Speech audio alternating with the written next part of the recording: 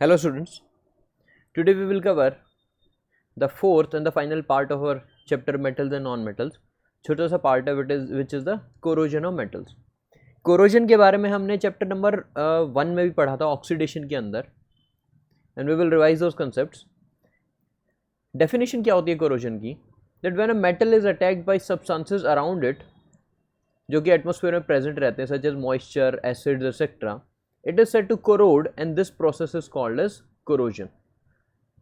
तो मेटल इनके साथ रिएक्ट कर जाता है. आपका मेटल था, आयरन है, ये सिल्वर को ले लेते हैं. सिल्वर है, हमने पढ़ा था, सिल्वर सल्फर की प्रेजेंस में कोरोड कर जाता है, Ag2S बना लेता है एंड ब्लैक कलर का हो जाता है. तो सिल्वर का जो शाइनी सरफेस है जिसकी वजह से वो इतना प्रेशियस है वो ख़राब हो जाती है. कॉपर का हमने पढ़ा था, कॉपर ऑक्साइड बना लेता है, ब्लैक कलर का हो जाता है. ये भी, इसको भी तांबे के बर्तन जो थे हमें घिस के रगड़ के मेटल से साफ़ करना पड़ता था. आयरन होता है, आयरन का हमको सबको पता है कि आयरन रस्ट बना लेता है, रस्ट कर जाता है और धीरे धीरे गिर जाता है. तो मेटल की स्ट्रेंथ ख़त्म कर देता है वो. It is a process through which metals in manufactured states return to their natural oxidation states. तो ये भी एक, तो ये प्रोसेस है जिससे मेटल, हमने क्या किया था, हमने जो पिछले चैप्टर में पढ़ा था, पिछले क्लास में पढ़ा था कि आयरन को हमें एक्सट्रैक्ट करना उसकी ओर से. तो this is iron in its manufactured state और ये रिटर्न कर जाएगा. ऑक्सीडेशन हो गया, रस्टिंग हो गई इसकी, कोरोजन की वजह से this will again return to its natural state, natural oxidation state. Oxidation state है आयरन की दो होती हैं, Fe+2 हो गया, ये आयरन की ऑक्सीडेशन स्टेट है, ये Fe+3 हो गया. ऑक्सीडेशन स्टेट अभी आपका 10th में कहीं पे मेंशन नहीं है, 11th में आता है. ऑक्सीडेशन स्टेट बेसिकली आपका, अगर अभी समझने के लिए ये देखो, वैलेंसीज जो होती हैं आपकी उसमें कोई प्लस और माइनस का चार्ज नहीं होता. ऑक्सीजन की वैलेंसी भी 2 है, आयरन की भी 2 है. ऑक्सीडेशन स्टेट जो होता है वो हमें ये क्लियर कर देता है, उसके साइन भी होता है. Fe की यहाँ पे +2 एंड ऑक्सीजन की है -2. तो ऑक्सीडेशन स्टेट को आजकल हम वैलेंसी से ज़्यादा यूज़ करते हैं, वैलेंसी इतना यूज़ नहीं करते हैं. We use this modern concept of oxidation state. ये 11th क्लास में पढ़ना होगा आपको. तो जो इनकी नेचुरल ऑक्सीडेशन स्टेट है उसमें पहुंच जाते हैं ये.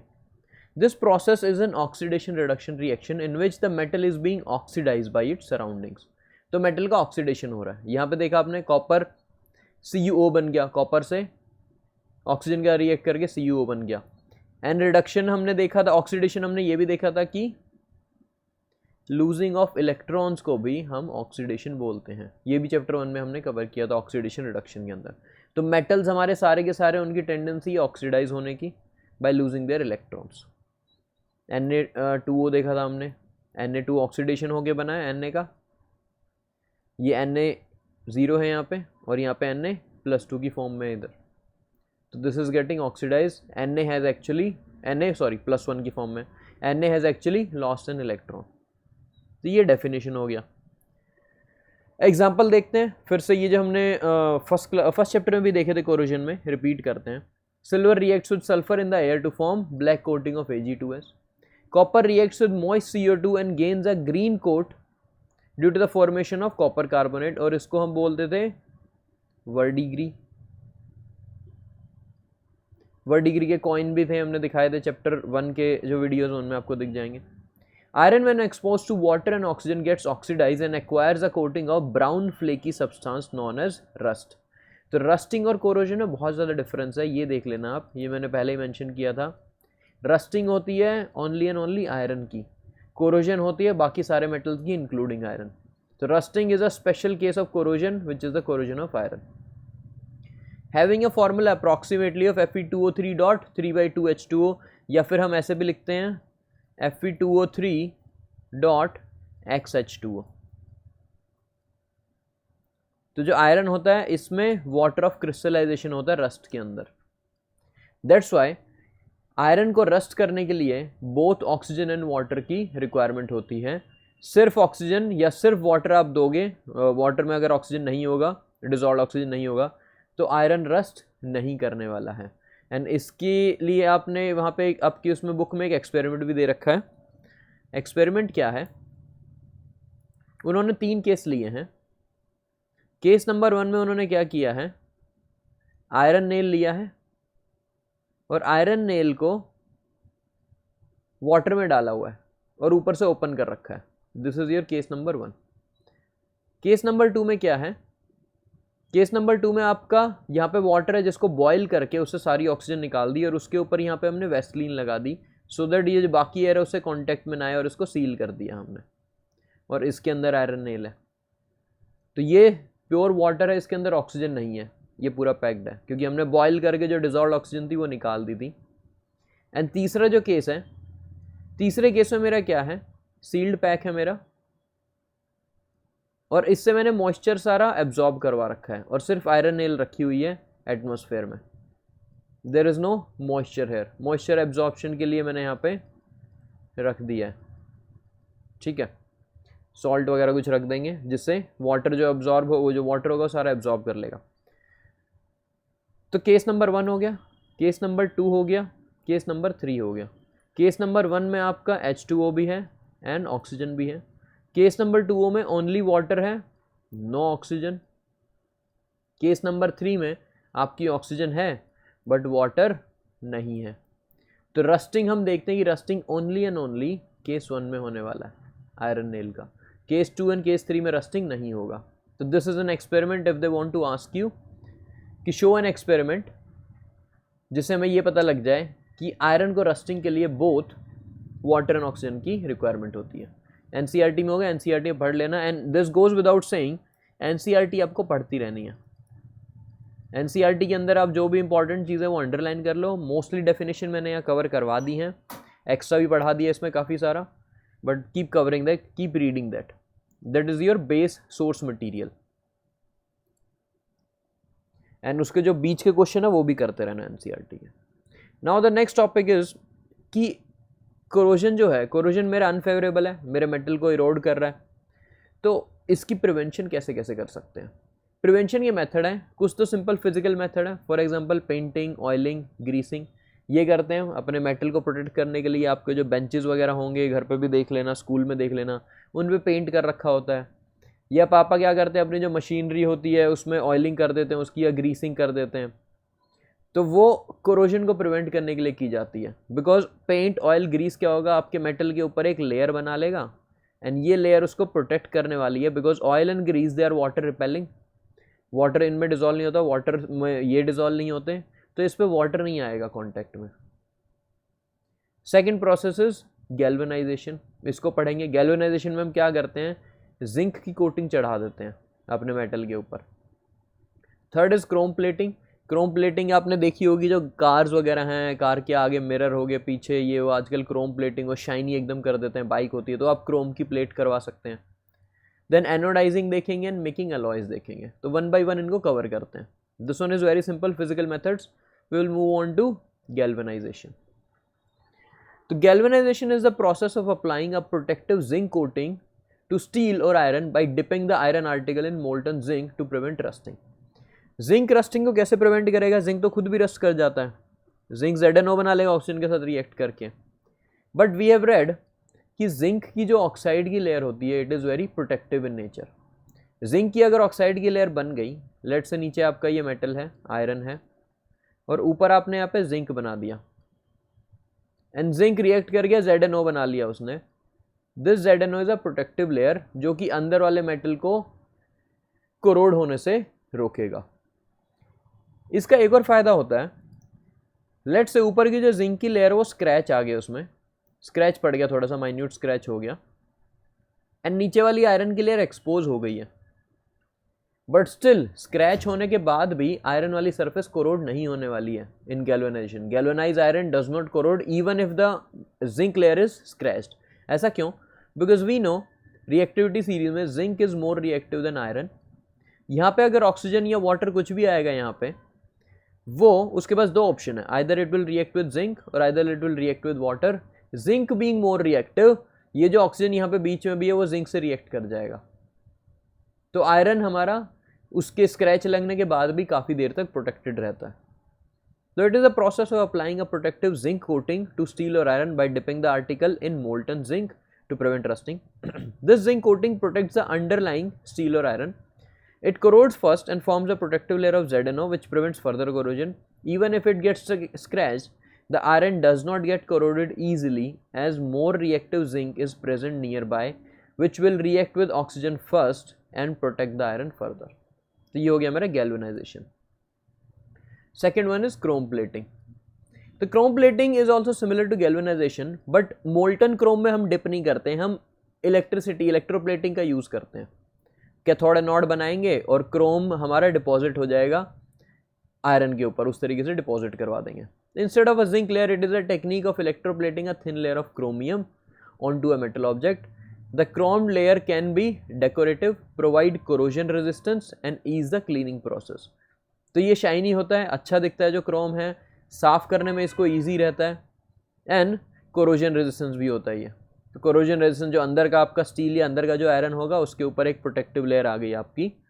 पेंट वेंट होता तो वो झड़ जाता, अच्छा नहीं लगता, and this is much better. तो ये हो गया आपका chrome plating. Next one is anodising. Anodising mainly हम एल्यूमिनियम की करते हैं. Anodising comes from anode. तो एल्यूमिनियम के बारे में हमने पढ़ा है कि एल्यूमिनियम की जो ऑक्साइड लेयर होती है Al2O3 की, that is a protective layer. तो एल्यूमिनियम जो होगा Al2O3 अगर बन गया तो अंदर वाले एल्यूमिनियम को प्रोटेक्ट करके रखेगा. ये मेरा कोई एल्यूमिनियम वेसल है, ऊपर अगर Al2O3 बन गया तो अंदर प्रोटेक्ट होगा. मैं क्या चाहता हूँ, आई नो दिस प्रॉपर्टी, तो मैं ज़बरदस्ती जानबूझ के अपने एल्यूमिनियम को Al2O3 से ऑक्सीजन से रिएक्ट करवाना चाहूँगा. और एटमॉस्फेयर में लेट से थिन सी लेयर बन रही है, मैं चाहूँगा कि ये काफ़ी थिक सी लेयर बन जाए अच्छे से और यूनिफॉर्म लेयर बन जाए. यूनिफॉर्म लेयर होगी, अच्छी लेयर होगी तो एक्स्ट्रा प्रोटेक्शन मिलेगा.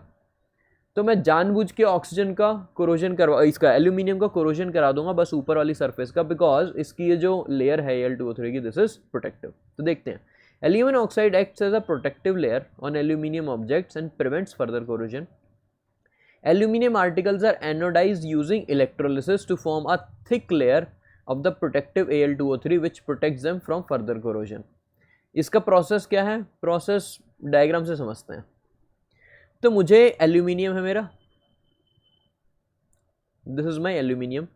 लेट से इसको मुझे वो करवाना है, ऑक्सीडाइज करवाना है. तो आई वुड वांट कि मेरे सॉल्यूशन में ऑक्सीजन रहे, O2 माइनस हो या OH माइनस हो, एनीथिंग, एंड ये आगे इस पर चिपक जाए. दिस इज नेगेटिवली चार्ज, ये नेगेटिवली चार्ज है तो मुझे इसको क्या करना पड़ेगा, पॉजिटिवली चार्ज करना पड़ेगा. एंड ये एनायंस है, anions will be attracted towards anode. तो मैंने एल्यूमिनियम को बना लिया एनोड, अपना कोई दूसरा लिया, अपना कोई भी इलेक्ट्रोड ले लिया, उसको बना लिया कैथोड.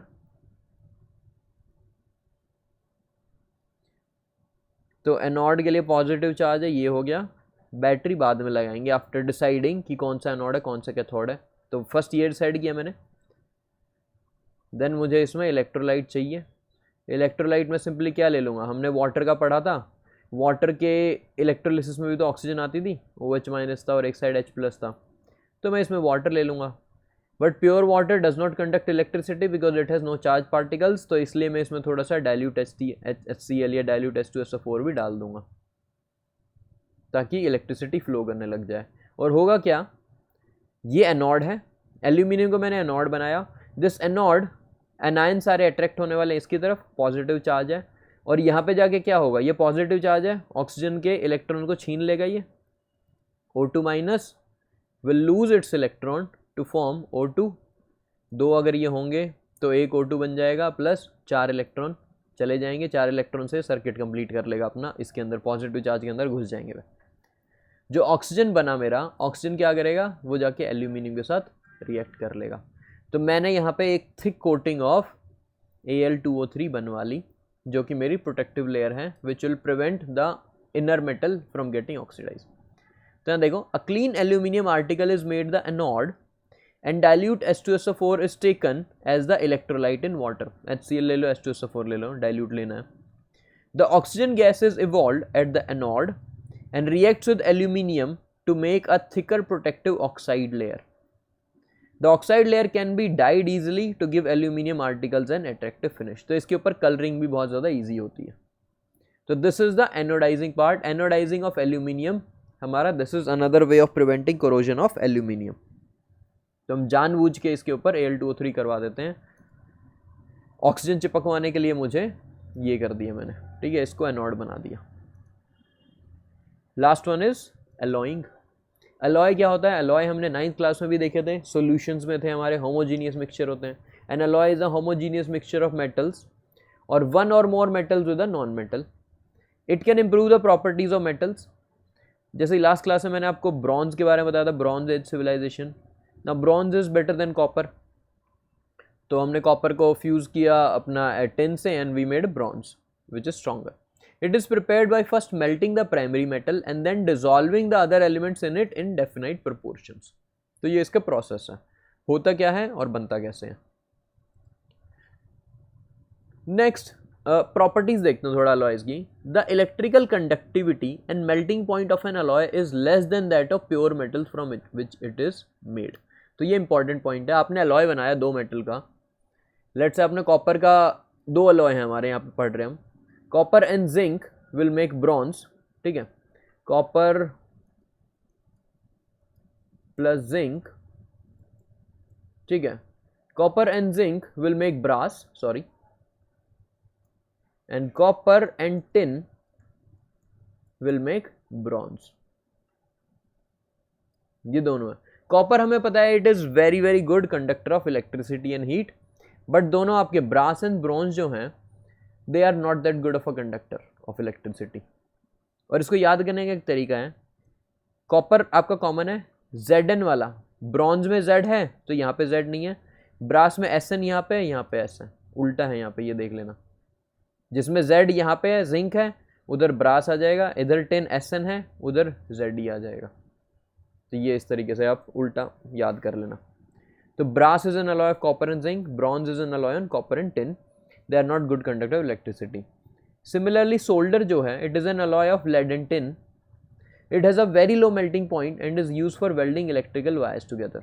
तो पुराने ज़माने में पहले जो चिप्स वगैरह होती थी, आपकी टीवी की चिप्स हो गई, ये वो रिपेयरमैन अगर आपने देखे हो तो वो सोल्डरिंग गन रखते हैं।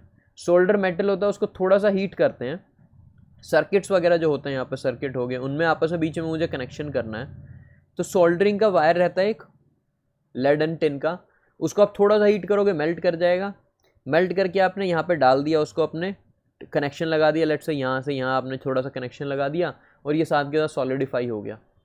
तो सर्किट्स जो होते थे हमारे, इलेक्ट्रिकल सर्किट्स होते हैं, उनके अंदर आपका सोल्डरिंग प्रोसेस किया जाता है विच इज़ वेरी यूजफुल। तो solder is an alloy which has low melting point. Then alloys of iron देखते हैं। जो प्योर आयरन होता है मेरा, pure iron is a very soft metal, ठीक है, तो वो उतना यूज़ नहीं हो सकता। उसको हार्ड करने के लिए हम क्या करते हैं, it is mix with small amount of carbon around 0.05% and it becomes very hard and strong. तो प्योर आयरन सॉफ्ट होगा, उसमें थोड़ा कार्बन मिला दिया अपने, अलॉय बन गया, तो वो स्ट्रॉन्ग हो गया। When iron is mix with nickel and chromium we get stainless steel which is hard and does not rust. तो निकल एंड क्रोमियम मिला दोगे आप थोड़ी सी अमाउंट में आयरन के अंदर, तो स्टेनलेस स्टील बन जाएगा। Steel is made from iron by removing impurities and adding substances such as manganese, chromium, nickel, tungsten, molybdenum and vanadium to produce alloys with properties that make the material suitable for specific uses. So depending on our use, different use, steel में हमारा निकल and chromium and carbon तो हमारा add हो ही रहा है, उसके साथ साथ स्पेसिफिक प्रॉपर्टीज़ के लिए हम दूसरे मेटल्स को इनको ही मिला लेते हैं, depending on what the uses are. ये यूजेस हमें नहीं पढ़ना है, कौन से मेटल से मिलाने से क्या फ़ायदा होने वाला है, we are not suppose to read it, हमें सिलेबस में नहीं है अभी हमारे। Most steels also contain small percentages of carbon. Steel के अंदर कार्बन भी होता है, निकल क्रोमियम हो गया प्लस कार्बन भी है आपका स्मॉल अमाउंट में। However, a large part of carbon contained in iron must be removed in the manufacture of steel, otherwise the excess carbon would make the iron brittle. अगर ये carbon आप बहुत ज़्यादा डाल दोगे, इस तरीके से याद रख कर सकते हो इसको, एक्चुअल में ऐसा नहीं है। कार्बन नॉन मेटल है, नॉन मेटल्स आपके जनरली ब्रिटल होते हैं। कार्बन अगर आपका बहुत ज़्यादा हो गया तो it will make the iron brittle, उसकी स्ट्रेंथ चली जाएगी। तो ये लिमिटेड अमाउंट में ही मिलाया जाता है। तो these are the alloys of carbon, simply alloys of iron. हमने कार्बन मिलाया, स्ट्रेंथ आ गई, निकल एंड क्रोमियम मिलाए, वो स्टील बन गया, स्टेनलेस स्टील बन गया, रस्ट नहीं करेगा। तो अलॉय से भी मैंने कोरोजन को प्रिवेंट करवा दिया। That's why alloying is also another method of prevention of corrosion. Common alloys हमारे कौन से? One of the metals is mercury, then the alloys is known as amalgam. Brass अभी मैंने बताया था, एस है तो Zn होगा, जिंक होगा, और Z है तो यहाँ पे Sn होगा, copper and tin. Solder is an alloy of lead and tin, ये भी हमने पढ़ लिया था. And this concludes the chapter. आपको अभी क्या करना है, NCERT का आपका this is chapter number 3 metals and non metals.